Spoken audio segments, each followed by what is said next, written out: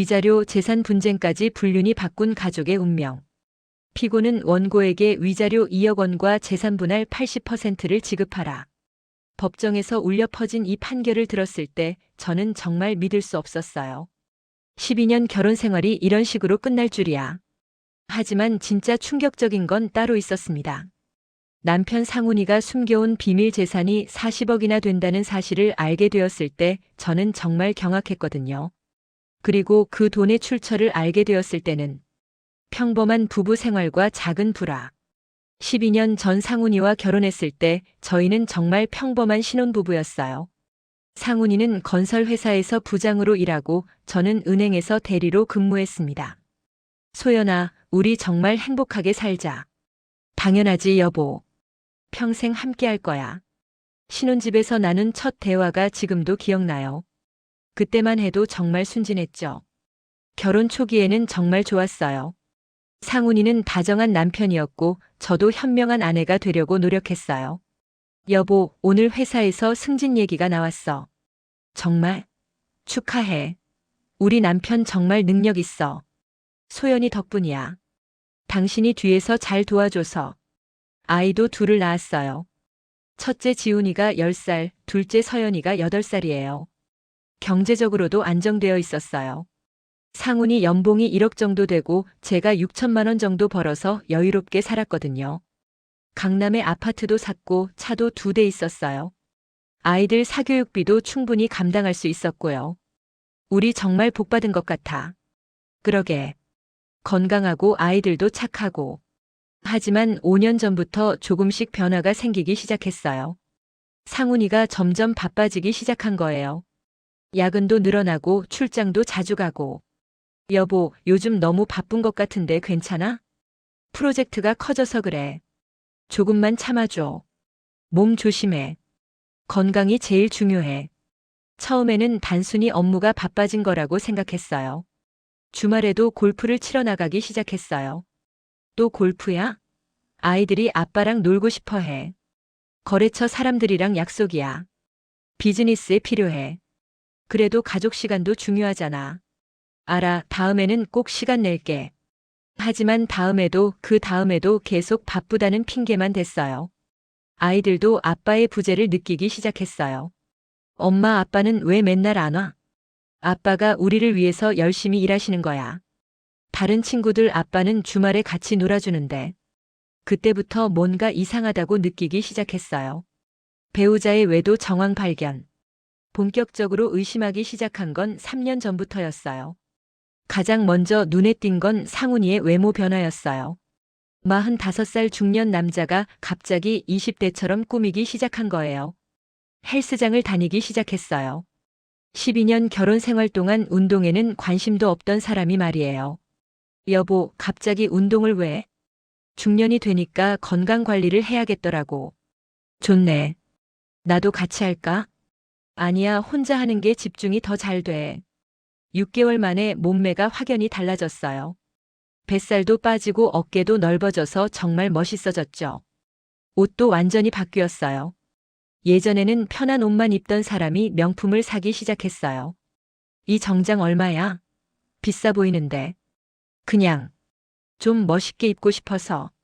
갑자기? 나이 먹으면서 외모도 중요하더라고. 향수도 뿌리기 시작했어요. 12년 동안 향수라고는 써본 적 없던 사람이 갑자기 말이에요. 핸드폰 사용 패턴도 완전히 바뀌었어요. 예전에는 집에서 핸드폰을 아무렇게나 두고 다녔는데 어느 순간부터 항상 가지고 다니기 시작했어요. 화장실 샤워할 때 심지어 쓰레기 버리러 잠깐 나갈 때도 들고 나갔어요. 여보, 샤워할 때까지 폰을 왜 가져가? 음악 들으려고. 평소에는 안 그랬는데? 습관이야. 카톡 알림음도 꺼놨더라고요. 그리고 폰을 받을 때마다 다른 방으로 가서 받았어요. 누구 전화야? 회사 사람. 무슨 일인데? 업무 얘기야. 점점 구체적인 대답을 피하더라고요. 가장 결정적이었던 건 카드 사용 내역이었어요. 가계부를 정리하다가 이상한 결제들을 발견한 거예요. 강남 지역 고급 레스토랑, 호텔, 심지어 보석가게까지. 혼자 가기엔 비싼 곳들이었어요. 여보, 이 레스토랑은 어디야? 거래처 사람들이랑 식사했어. 15만 원짜리를? 좀 비싼 곳이더라고. 하지만 영수증을 보니 2인분으로 주문한 흔적이 역력했어요. 더 이상한 건 보석가게 결제였어요. 300만 원짜리 목걸이를 산 거였어요. 여보, 이 보석가게 뭐야? 어? 어디? 300만 원짜리 목걸이. 아, 그거.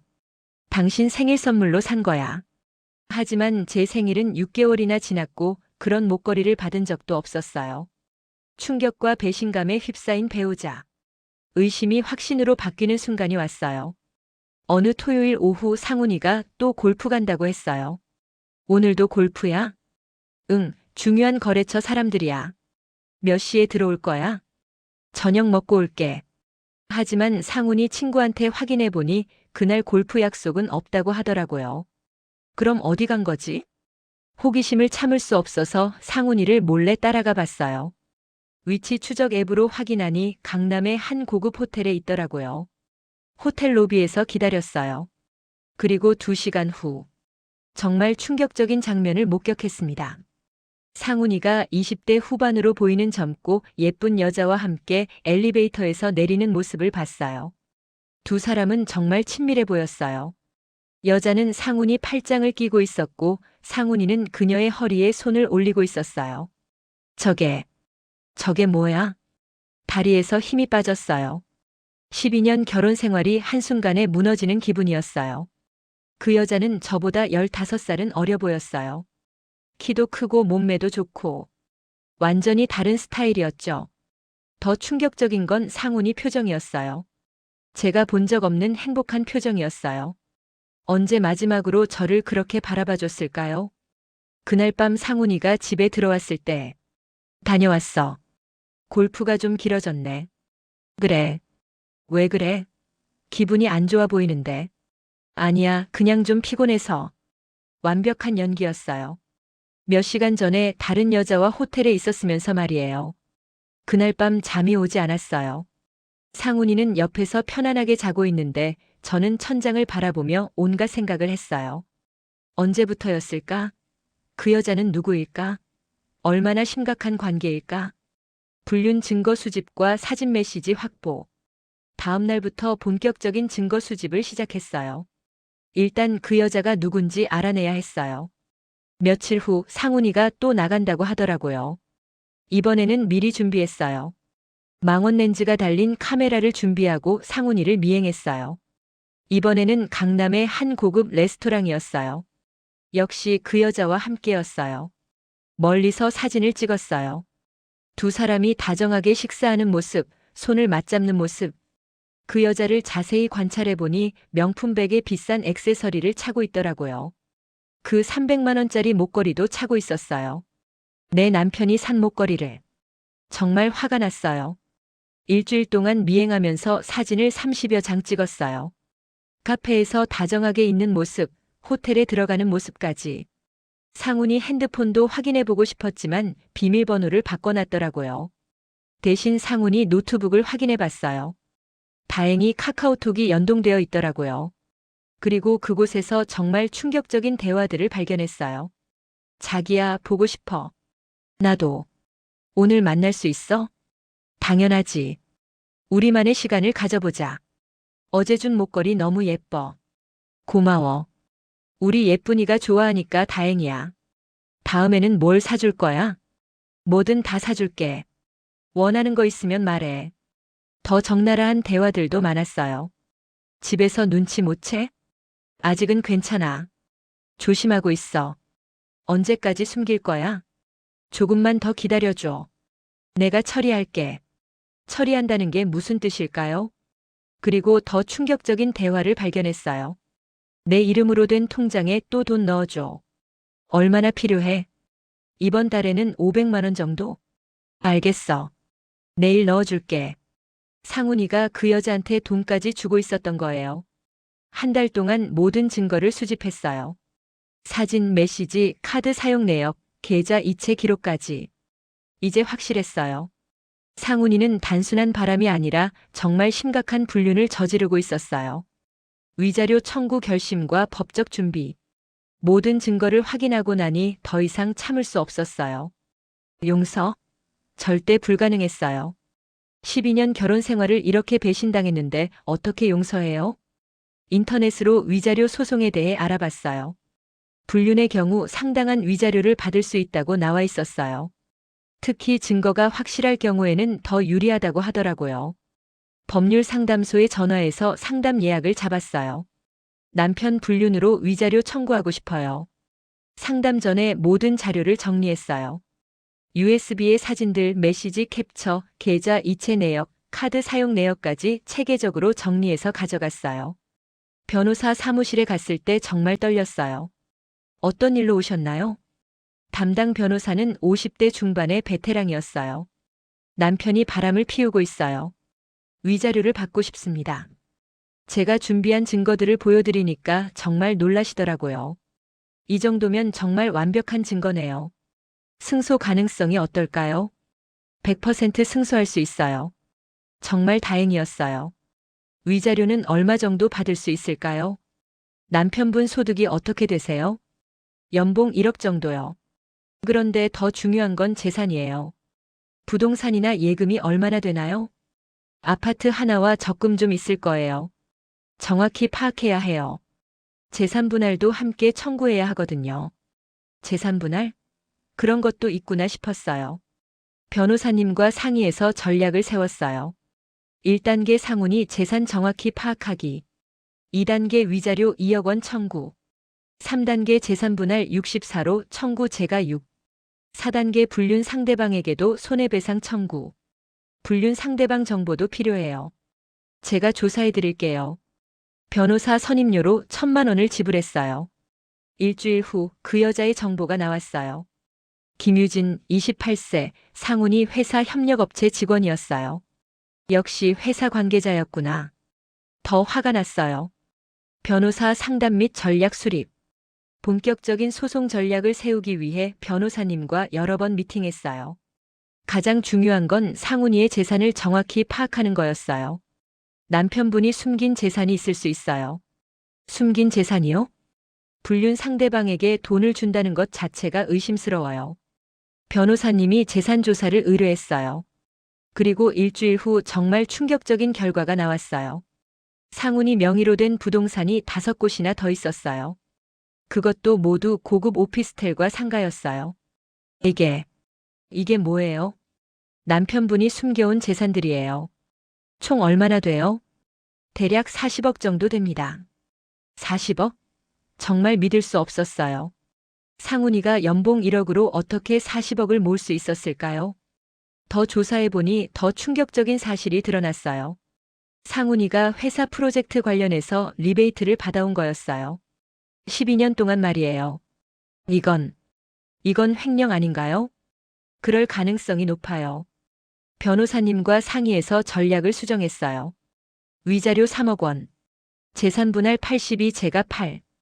불륜 상대방 손해배상 5천만 원. 총 35억 원 정도를 청구하는 거였어요. 이렇게 큰 금액이 가능해요? 충분히 가능해요. 특히 횡령 의혹까지 있으니까 더 유리해요. 상훈이도 변호사를 선임할 테니 치열한 법정 다툼이 예상됐어요. 재산 분쟁과 소송 절차 시작. 드디어 소송을 제기했어요. 서울가정법원에 위자료 청구 소송과 재산분할 소송을 동시에 제기했어요. 소장에는 모든 증거가 첨부됐어요. 불륜 사진들, 메시지 내역, 재산 목록, 횡령 의혹 자료까지. 이 정도면 완벽해요. 소장이 상훈이에게 송달됐어요. 그날 저녁 상훈이가 집에 들어왔을 때 표정이 완전히 굳어 있었어요. 이게 뭐야? 손에는 법원에서 온 서류를 들고 있었어요. 뭐긴 뭐야. 당신이 한 일에 대한 대가야. 언제부터 알고 있었어? 3개월 전부터. 증거도 다 있어. 상훈이가 주저앉았어요. 40억? 40억이 어디 있다는 거야? 모르는 척하지 마. 다 조사했어. 상훈이가 완전히 당황했어요. 여보, 오해야. 그 돈은 오해? 리베이트 받은 돈 맞지? 상훈이가 더 이상 변명하지 못했어요. 제발 아이들 생각해서라도 아이들 생각해서? 그럼 애초에 그런 짓을 하지 말았어야지. 그날 밤 정말 큰 싸움을 했어요. 상훈이는 무릎을 꿇고 빌었지만 이미 늦었어요. 며칠 후 상훈이도 변호사를 선임했다는 연락이 왔어요. 이제 본격적인 법정 다툼이 시작되는 거네요. 유진에게도 손해배상 소송을 제기했어요. 유진 어머니가 직접 찾아와서 빌기도 했어요. 사모님, 제발 저희 딸 용서해 주세요. 하지만 용서할 수 없었어요. 배우자 및 불륜 상대의 당황과 반응. 소송이 시작되자 상훈이와 유진의 반응이 극명하게 갈렸어요. 상훈이는 처음에는 부정했어요. 40억이 다 내 돈 아니야. 투자로 번 거야. 무슨 투자로? 부동산 투자. 주식. 하지만 자금 출처를 추적해보니 모두 회사 프로젝트와 연결되어 있었어요. 둘째로는 합의를 시도했어요. 제발 소송은 취하해줘. 내가 다 줄게. 다 준다고? 횡령한 돈까지. 그건 아니야. 여전히 횡령은 부인하려고 했어요. 셋째로는 위협까지 했어요. 이렇게 하면 너도 손해야. 아이들한테도 안 좋고. 그건 내가 감수할 일이야. 상훈이 회사에서도 큰 파장이 일었어요. 부장이 횡령 의혹으로 소송당했다는 소문이 퍼진 거죠. 결국 상훈이는 회사에서 쫓겨났어요. 유진의 반응은 더 가관이었어요. 언니 정말 죄송해요. 처음에는 사과했어요. 처음에는 정말 모르고 시작한 거였어요. 모르고? 기혼자인 걸 모르고? 상훈 오빠가 이혼 예정이라고 해서. 뻔한 거짓말이었어요. 그럼 왜 돈까지 받았어? 그건 오빠가 자꾸 주겠다고 해서. 변명도 궁색했어요. 유진 부모님도 나서기 시작했어요. 사모님, 저희 딸이 어려서 그런 거예요. 28살이 어려서요? 부모인 저희가 잘못 가르친 거예요. 제발 용서해 주세요. 하지만 마음을 바꿀 수 없었어요. 유진은 결국 회사에서 쫓겨나고 다른 지역으로 도망가듯 떠났어요. 재판 과정과 긴장감 고조. 드디어 첫 번째 변론 기일이 왔어요. 서울가정법원 대법정에서 열렸어요. 재산 규모가 워낙 커서 큰 법정에서 진행된 거였어요. 상훈이와 유진이 각각 변호사 2명씩 대동하고 나타났어요. 원고 측 주장을 들어보겠습니다. 김 변호사님이 일어나서 설명하기 시작했어요. 피고 이상훈은 3년간 피고 김유진과 불륜 관계를 유지하면서 원고를 기만했습니다. 스크린에 제가 찍은 사진들이 나타났어요. 호텔에서 나오는 모습, 다정한 식사 장면들. 또한 피고는 12년간 회사로부터 부당한 이익을 취해 40억 원 상당의 재산을 은닉했습니다. 상훈이 재산 목록이 공개됐어요. 오피스텔 5채, 상가 3곳, 예금 8억. 방청석에서 탄성이 나왔어요. 상훈이 측 변호사가 반박했어요. 피고의 재산은 적법한 투자 수익입니다.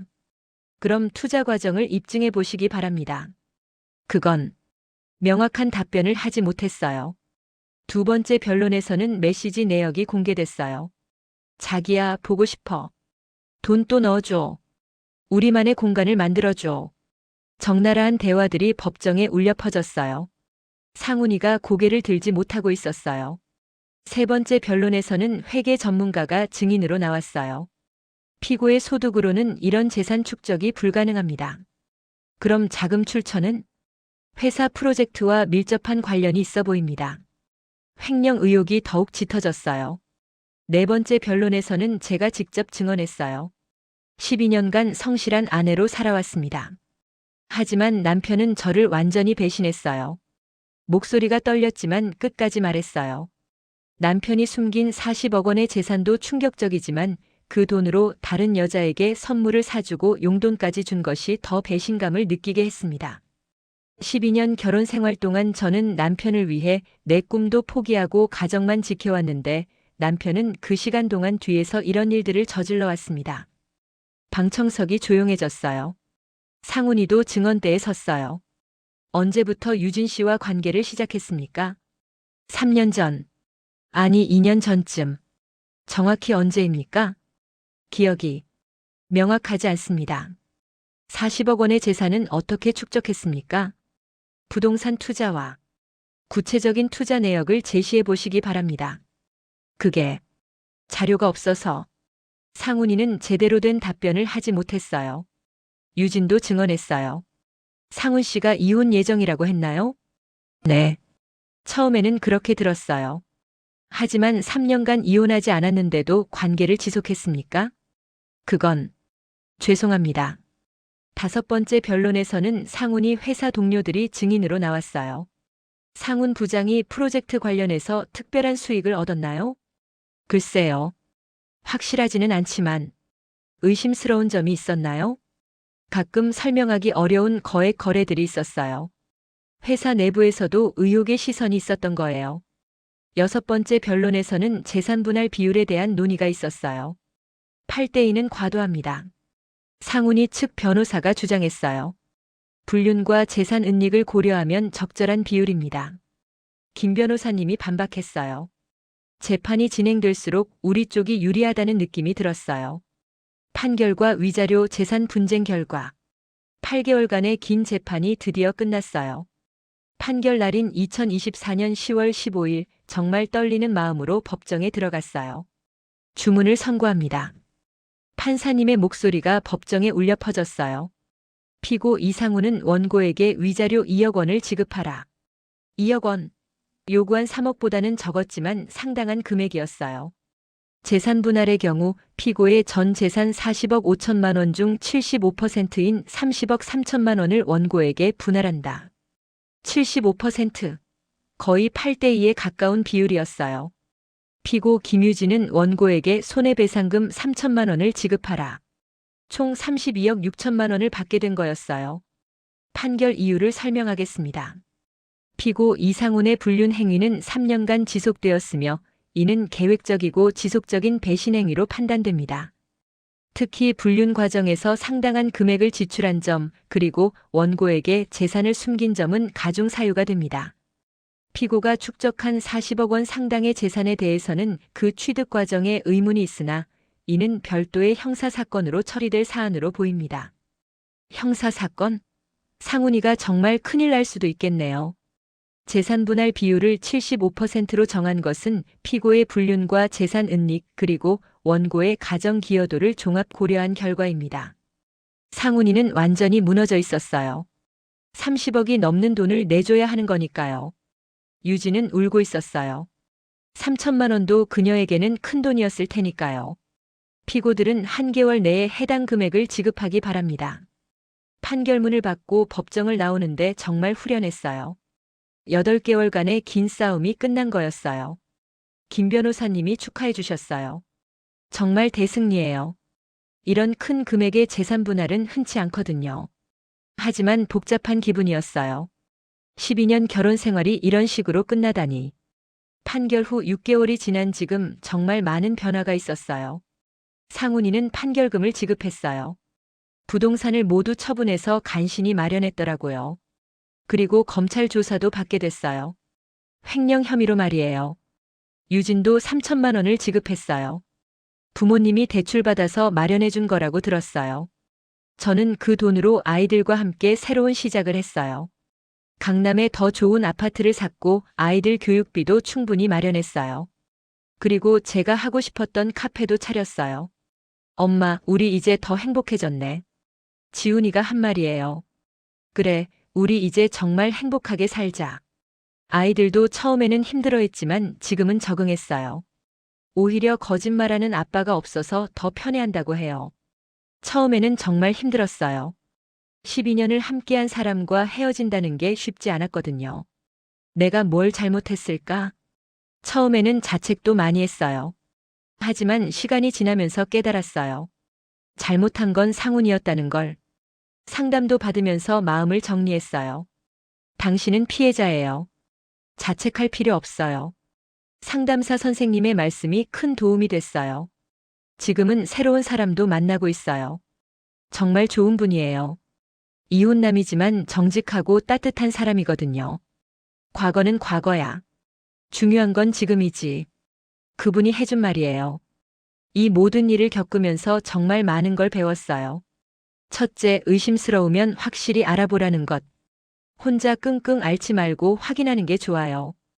둘째, 배우자의 재산도 정확히 파악해 두라는 것. 나중에 재산 분할 때 중요해요. 셋째, 증거의 중요성. 확실한 증거가 있어야 법정에서 유리해요.